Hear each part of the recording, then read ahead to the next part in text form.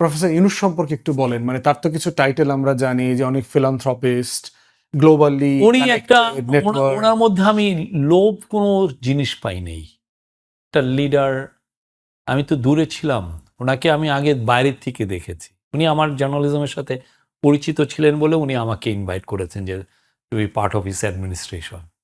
আমি এসে ওনার মধ্যে কোনো ধরনের, এবং উনি অসম্ভব একটা মানে কষ্ট করতে পারেন, খাটতে পারেন, মানে সারাদিন ধরে মানে meeting। বয়সের তুলনায় ডিসপ্রপোর্শনেটলি না। পরিশ্রমী মানুষ।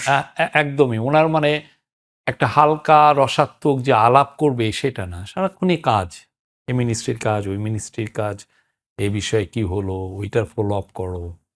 কোনো দিন মনে হয় না, ইভেন আমরা যখন বাইরে যাই সকালের থেকে 9টার থেকেই সাধারণত মিটিং দেওয়া শুরু হয়ে যায়, কোনো কোনো দিন 8:30 8টাও হয়।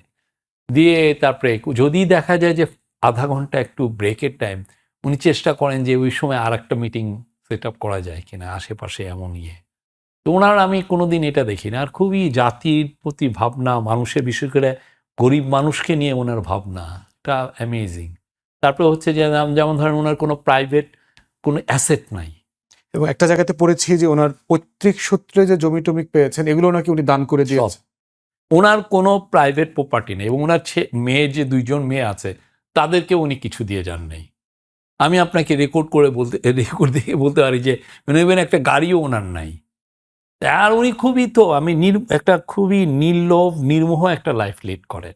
ওনার যে একটা ভালো কাপড়ের প্রতি ফ্যাসিনেশন আছে তা না।